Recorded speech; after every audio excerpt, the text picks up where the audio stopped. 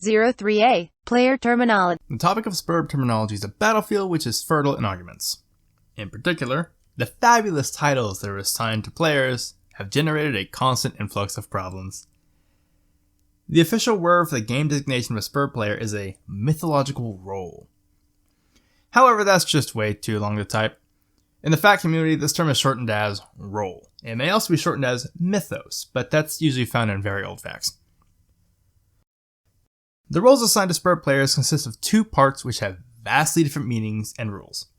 The first part of the mythological role is addressed as the title, and the second is called the aspect.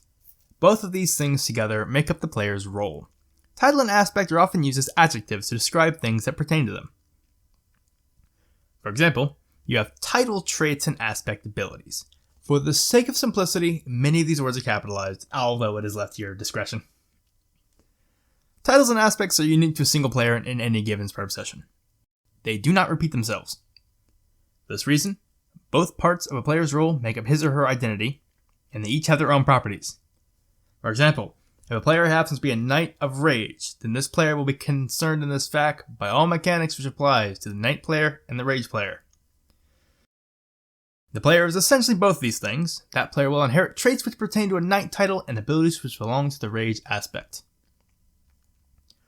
The combination of both title and element has an importance on its own, as it dictates the player's specialization. If we take again the example above, a Knight of Rage will be specialized in doing Knight stuff involving Rage. The player is bestowed power in relation to both his or her title and aspect. Therefore, the player is bestowed an even greater power when doing things related to both of them at once. Bugs which pertain to a title or aspect will transfer to any player which possesses one of these designations. For example, if Void is bugged, then any given player who has a title of Void will have that bug. Hence, there is no need to treat individually every permutation of titles and aspects, as it is a task which would be an endeavor in masochism given all the possible combinations. So to make it clear, you don't need to find a specialized guide for your specific role. You will find its core glitches in this fact. Besides, there are good odds you will not find a fact that concerns your exact role. Chances are, you will never even hear of a person with the same role as yours. Please note that players in SBURB are visually identified by their aspects, which is represented by some sort of crude symbol which bears two thematic colors. You will find this symbol and its colors on every ruins, banner, and puzzle that refer to a particular player. Titles have no symbols or colors of their own. The symbol will also appear somewhere on the body of players when they use their aspect to perform a wondrous feat. Depending on how the aspect is being manipulated, the symbol may glow on the palms, on the feet, on the back, and the eyes, and so on. The aspect symbol is called an ideograil, when it is appearing on the body of players while they channel their aspect. Lastly, upon becoming God tier, it is the player's aspect symbol which will appear huge and bright on Skya, but try not to stare at it, it's not good for your eyes. I had a bro who was blind for half the session because of that shit. And of course, he was a seer. What is it with these guys and eye damage? Seriously? Ugh. G03B, SBURB Stats. Every RPG worth a damn has stats. Do you like stats? Well, you're in luck. SBURB throws them at you by the bucket. Or not. The vast majority of stats in SBURB are hidden. What does this mean? You can easily see a few basic stats which are there to pretend that life is simple. And then there's the rest of the iceberg that is chilling under the waterline. In order to gauge the hidden stats, you need to employ fact-finding abilities. The Seer player and Sage player are the best titles for uncovering information. Alternatively, the Thief player isn't bad at it. The Witch and Mage players can reveal some limited stuff, and the aspects of Heart, Mind, Law, and Mist are all good for scrying. Finally, you can also reveal stats in the Panoramic Imaginarium, the House of Mirror, on your Dream Moon. But it's a bit freaky. I never liked that place. Mangrit. Well, we all know that one. You don't need to install SBURB to see it. Can't see your total amount, but you are told whenever it is increased when you climb your echelon ladder.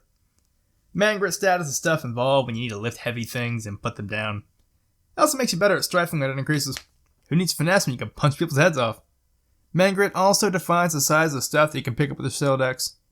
So, high Mangrit is equally useful for item-based shenanigans. SBURB will sometimes run a check on your Mangrit before proceeding with a scripted event. The game will let you take quests that involve moving heavy objects if you don't have the minimum Mangrit required. Consorts will just shake their head and squeak something about subscribing to a gym. As a minor detail, Mangrit is directly turned into a boost to Carapace's reputation when speaking to Rook-class Carapaces, the huge ones. They may even invite you for a drink if they like you. Do not accept. They cannot be beaten at a drink-off. Lastly, high Mangrit increases the odds of successfully inflicting the Intimidated status on game constructs when flexing, which is very useful. Mangrit glitches! It is well known that the Mangrit of the player of Void is easily glitched. This can cause it to reach a value above the maximum level. And that's before the game even starts. You'd think a Sburb beta tester would have noticed that kind of slip. If you try to scan the Mangrit of a player of Rain, the Mangrit stat will be multiplied by the number of duplicate clones that are out there. Weird bug, it doesn't do that for other stats. It's useful to help you check the total number of clones. Health Vial. Another stat, or meter in this case, which is not hard to spot. It's right there above your head. Your health vial gets knocked, you die. Simple enough. Refilled by Vitality Gel, dropped by enemies, or its equivalent form that your sprite can produce indefinitely. Totally cool until your sprite dies. Spoiler, once that happens, you'll learn to restock on Vitality through special abilities and using the Song of Life player command on Biophosphor Crystalluminescence. I'm pretty good with a musical instrument. Gel Viscosity, the basic defense stat. Gel Viscosity makes it harder for your health vial to be knocked down, which means you're less likely to die.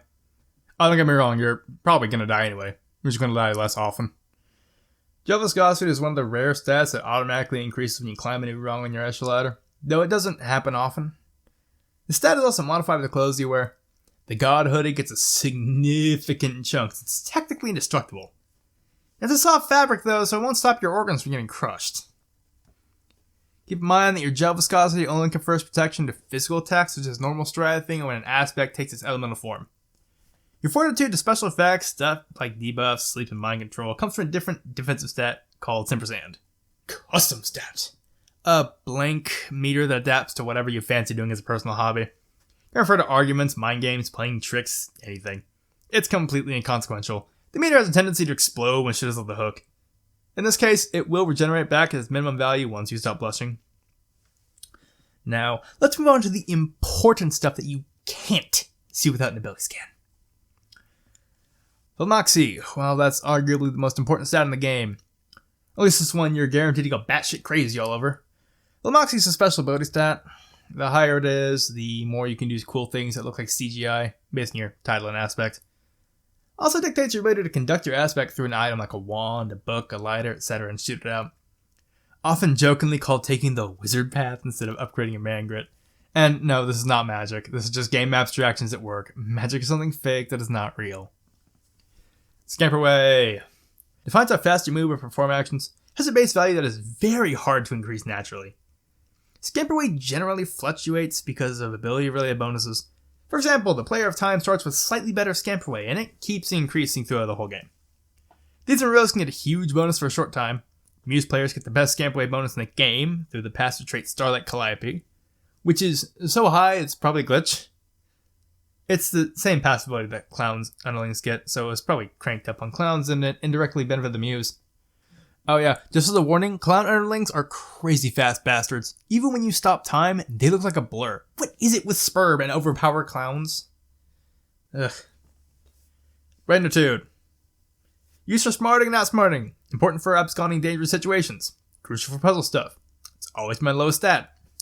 Can't say I care. Item Mastery. How good you are at using items. The most important stat for all kinds of object-based shenanigans. Essential for the most strategic titles like Smith and Muse and Rogue Thief. Allows you to cast special abilities to items, which is essentially like being able to cast an ability indefinitely. Though if it's overused in a short period of time, your items can overheat and explode or turn to dust, so be careful. Item Mastery Glitches. The Item Mastery stat is broken on the Knight player. The title trait, In Shining Armor, gives max item mastery as soon as the game starts. The Knight can abuse this by exploiting powerful items earlier than normal. This is what fuels the popular exploit of having the Player of Time do the time travel thing and give in-game equipment to the Knight. The Knight will be able to use it immediately. Yes, even the items that can cast abilities. Knight players often start using special abilities to items way before they even learn how to use abilities in the normal way.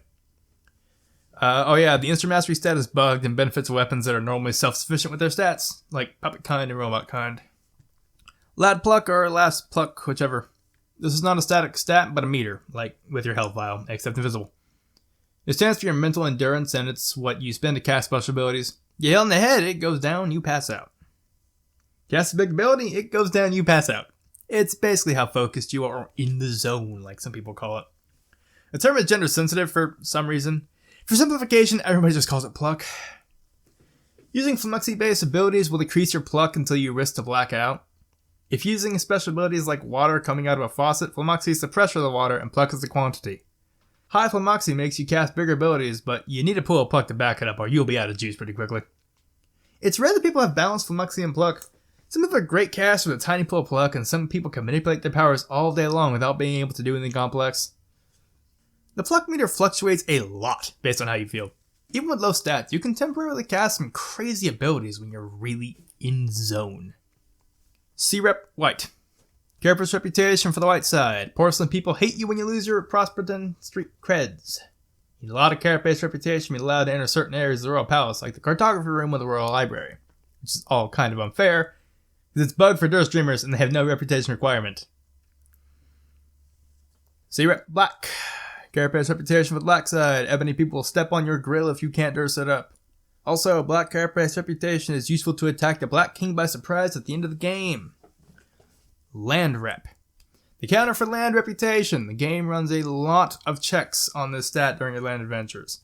Whether it's about dungeons or quests or consort dialogues, the game wants a stat. You're going to spend a lot of time grinding it up. Oh, and when it reaches high enough, your land familiars will have a tendency to clutter around if you stay still for a long time. It's funky. Sprite value. A weird stat which nobody understands very well. It defines your relationship with your sprite. Sorta. All I know is that if you mess up the Necro prototype and got yourself a sprite that doesn't care about you, this value will be set at 0. It's pretty bad and can cause you to miss on getting your sprite pendant or other stuff. The stat increases slowly as you spend time with the sprite. As this value goes up, the sprite will hand out the sprite pendant, teach you the first player commands, a song, and then leave you. So it can be seen as a sort of countdown for until you lose your sprite, and yes, it's a thing that's going to happen. Sleep ratio defines how good your sleep is. Very context dependent. Is your bed very soft? Do you have a snazzy pillow? Did anyone die recently? This kind of stuff matters when it comes to having a good night of sleep. In return, this contributes to how well you are in sync with your dream self. Being a dream self will be a lot more clear and easy to remember if you have a good sleep ratio. Some people are bad sleepers with a naturally terrible sleep ratio. If your sleep ratio is too low, your dream self may never wake up. In extreme cases, the value of the sleep ratio can be so low it's negative. This wraps around and causes someone's dream self to be permanently awake. Sleep glitches. This stat is duplicated in players that have 2 different states of relaxation for whatever reason. This leads to a double dream self bug. Some people have dream selves that are permanently awake because the stat is negative. If the stat is missing, your dream self might go rogue on you, like it becomes sentient and psycho, and you're in a whole lot of trouble. Transmutancy, an important stat which slowly increases as you perform alchemy sessions. The higher your transmutancy level is, the more you'll be able to produce items with elemental properties, like they do magic things related to your aspects. Some titles give players a starting bonus to transmutancy, especially the Witch Mage and Ward Air. Oh, and for some reason, players with the Void aspect have a transmutancy level set to 0. Semper Stand. This is a stat that confers mental fortitude and resistance immunities to special abilities. Strongly boosted by the protector title's Garden Name, as well as the aspects of Blood and Hope. This stat also is slightly bugged because it also helps resisting normal sleep. Yeah, people with high Semper Stand can pretty much stay awake forever.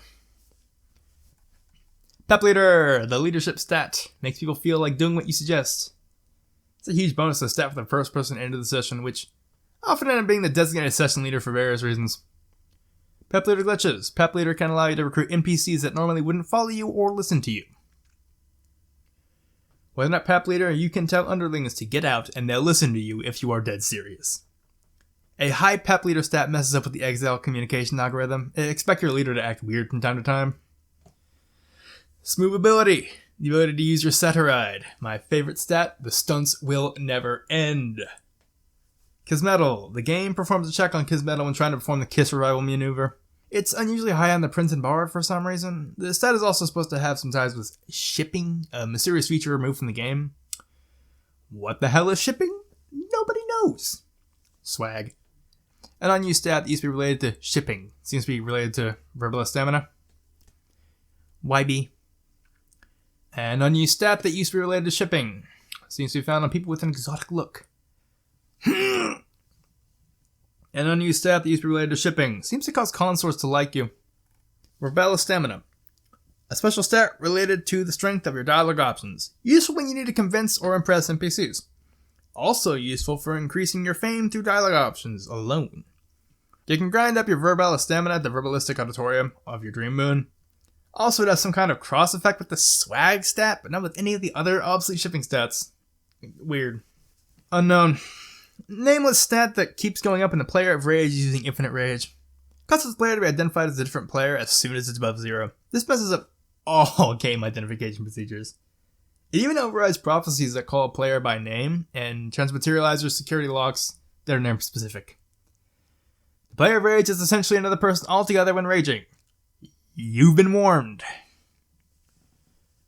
Unknown. Another stat with an invisible name. Only found on players suffering from corruption due to contact or indirect contact with the others or the angels. The number seems to be completely random. You shouldn't even be scanning someone that is suffering from corruption. That's just asking for trouble. Your scannability might bug out or flatly get erased. It's like trying to take a picture of a ghost and your camera explodes or something. Seriously. 03C. Glossary offline.